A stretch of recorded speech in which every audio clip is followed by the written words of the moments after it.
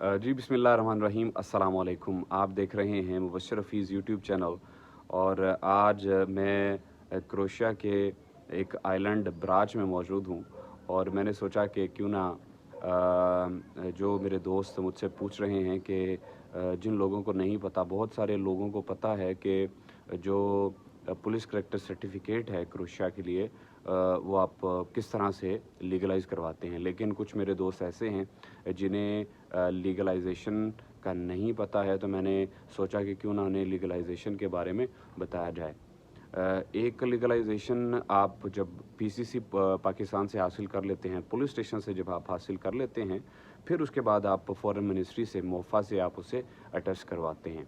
उसकी अटेस्टेशन के बाद आप वो जो आपका पीसीसी होता है, पुलिस करैक्टर सर्टिफिकेट, फिर वो आप जो क्रोएशियन एम्बेसी है तेहरान में, वहाँ पर आप बेचते हैं और उसे लीगलाइज़ करवा देते हैं। और उसकी जो लीगलाइजेशन की जो फ़ीस है वो तकरीबन 26 यूरो के करीब है। और एक इसका तरीक़ाकार एक और भी है, जो मेरा ख़्याल है कि बहुत कम लोग जानते हैं। यानी जैसे मैं क्रोएशिया में मौजूद हूँ, तो अगर किसी का जब पीसीसी लीगलाइज़ करवाना हो, तो यहाँ पर अगर आपका कोई दोस्त मौजूद है, अगर आपका कोई जानने वाला मौजूद है, तो आप उसे अपना जो पुलिस करैक्टर सर्टिफिकेट है, मोफा की जो फॉरेन मिनिस्ट्री की जो स्टैंप है, वो लगवा कर उसे जो ओरिजिनल पीसीसी है, उसे वो पोस्ट कर दें। और फिर उसके बाद वो बोस्निया से जाकर उसे लीगलाइज़ करवा सकता है। ये भी आपके पास एक ऑप्शन है। चूँकि जो क्रोएशिया में रहता है, जो लीगल रहता है, उसे बोस्निया में जाने के लिए दिक्कत नहीं है। उसे बोस्निया में जाने के लिए वीज़ा की ज़रूरत नहीं है। और अगर वो बोस्निया में जाता है, अगर कोई मेरे दोस्त यहाँ पर क्रोएशिया में भी बैठे हैं, तो अगर उन्हें भी इस चीज़ का मालूम नहीं है, तो उनके पास जो ओरिजिनल पीसीसी है, वो पीसीसी वो अपने पास मंगवा कर, सबसे पहले आप जो पाकिस्तान एम्बेसी है जो सरायवो में है, वहाँ पर आप जाएंगे। और वहाँ पर जाने के बाद आप जो उसकी जो स्टैम्प उसकी जो चाहिए है, वो आप सबसे पहले उसमें स्टैम्प लगवाएंगे। जब आप उधर जाएंगे तो बिल्कुल वो समझ जाएंगे कि आपको कौन सी स्टैम्प चाहिए। उसे आप बताइए कि मैंने पीसीसी जो है उसे आपने लीगलाइज़ करवाना है क्रोएशियन एम्बेसी से, तो आपको वो स्टैम्प लगा देगा। पाकिस्तान एम्बेसी की स्टैंप लगवाने के बाद आपको फॉरेन मिनिस्ट्री जो बोस्निया की है, वहाँ पर जाना पड़ेगा। मेरे साथ ऐसा हुआ कि मैं जब पीसीसी जब मैंने जो है वो स्टैंप लगवा ली पाकिस्तान एम्बेसी से, फिर उसके बाद मैं डायरेक्ट क्रोएशियन एम्बेसी सरायवो में चला गया।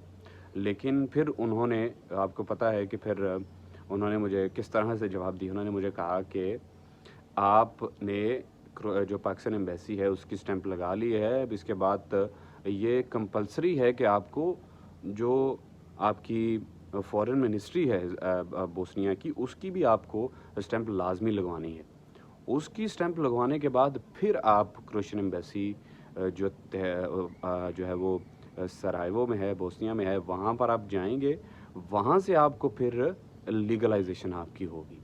तो ये भी एक तरीक़ाकार है। ये चूँकि मैंने इसका एक्सपीरियंस किया है, तो ये मेरे लिए काफ़ी मैं समझता हूँ कि ज़्यादा मुफ़ीद रहा है, ना कि जो बंदे पाकिस्तान से ईरान भेजते हैं, फिर काफ़ी वो टाइम कंज्यूमिंग प्रोसेस है। हाँ, अगर आपका कोई ईरान में कोई बंदा मौजूद है, अगर कोई जानने वाला है, आप उसे भी भेज सकते हैं। तो यहाँ पर मुझे ऐसा महसूस हुआ कि शायद ये ज़्यादा टाइम कंज्यूमिंग नहीं है। इसी वजह से बहुत सारे लोग क्रोएशिया आना चाहते हैं, लेकिन जब वो लीगलाइजेशन का सुनते हैं, तो उनके लिए बड़ी एक मुश्किल सी होती है, चूँकि उन्हें इन चीज़ों का मालूम नहीं होता, तो फिर उनके लिए काफ़ी ज़्यादा दिक्कत होती है। तो ये जी इसका आसान सा तरीक़ाकार है कि अगर आपका कोई दोस्त मौजूद है, आप उसे पीसीसी जो ओरिजिनल है, वो आप उसे सेंड करें। और सेंड करने के बाद वो जो आपका पीसीसी है, अगर तो वो आपका अच्छा दोस्त है, अगर आप वैसे उसे जानते हैं, तो उससे कोशिश करिए कि अगर वो आपको यहाँ से बना कर दे दे, तो वो आपको यहाँ से भी बना कर दे सकता है। और अगर आपके पास कोई लिंक है ईरान में, अगर आप जाना नहीं चाहते, अगर आप ईरान में नहीं जाना चाहते, आप किसी बंदे से रब्ता करके वहाँ से पीसीसी अपना हासिल कर सकते हैं। तो दूसरा ये है कि जब पीसीसी लीगलाइज़ हो जाता है, फिर उसके बाद जो आपका लीगलाइज़ पीसीसी होता है, वो आपका एम्प्लॉयर आपसे हासिल करता है और आपसे हासिल करने के बाद वो पुलिस स्टेशन में जमा करवाता है। मैंने अपनी बहुत सारी वीडियोज़ में बताया भी है कि जो पीसीसी आपका आ जाता है, फिर वो पुलिस स्टेशन में जाता है। पुलिस स्टेशन जाने के बाद उसे वेरीफ़ाई किया जाता है, वेरीफ़ाई करने के बाद उसे जो है वो इमिग्रेशन ऑफिस भेजा जाता है। तो ये तकरीबन 3 से 4 माह का प्रोसेस होता है नॉर्मली। लेकिन जो ये कोस्टल एरियाज़ हैं यहाँ पर जिसे हम यहाँ पे क्रोएशिया में दलमातिया कहा जाता है, जो समंदर के बिल्कुल करीब-करीब जगह हैं जहाँ जो यहाँ पर जो कंपनीज़ हैं उनके लिए वर्क परमिट हासिल करना थोड़ा-सा टाइम कंज्यूमिंग होता है। वो ज़्यादा उन्हें टाइम लगता है, ना कि जो कंपनीज़ ज़ाग्रेब में हैं, जो वराज़िलीन में हैं, जो इस तरह की दूसरी सिटीज़ में हैं, वहाँ पर इतना टाइम नहीं लगता है। यहाँ पर दलमातिया में काफ़ी ज़्यादा टाइम लगता है। तो अगर आपको इस बात का यकीन है, अगर आपको इस बात का एतमाद है कि जिस बंदे से आप काम करवा रहे हैं वो आपका काम करेगा, तो इस बात की बिल्कुल भी टेंशन ना लीजिए कि कितना टाइम लग रहा है, 7 माह लग रहे हैं, 8 माह लग रहे हैं। तो इसमें कोई दिक्कत वाली बात नहीं है, टाइम बिल्कुल लग रहा है। चूँकि जो क्रोएशिया है जैसे ही शेंजन में आया है, तो इनके पास उतना वाइड सिस्टम नहीं है। वो उनके पास इतनी जो है वो उस तरह से उनके पास पुलिस स्टेशन में एम्प्लॉइज़ मौजूद नहीं है कि जो तमाम तर जो मेस है उसे हैंडल कर सके। चूँकि ये यूरोपियन यूनियन में था, उस तरह से इनके पास वर्क परमिट्स की ज़्यादा रिक्वेस्ट नहीं आती थी, जिसकी वजह से अब जैसे ही शेंजन में हुआ है रिक्वेस्ट भी ज़्यादा हो चुकी हैं और इनके पास जो काम करने वाले लोग हैं, यानी जो पुलिस स्टेशन में इनके जो ऑफिशियल्स हैं वो उनकी तादाद कम है, जिसकी वजह से उन्हें इस तरह के मसाइल का सामना करना पड़ता है।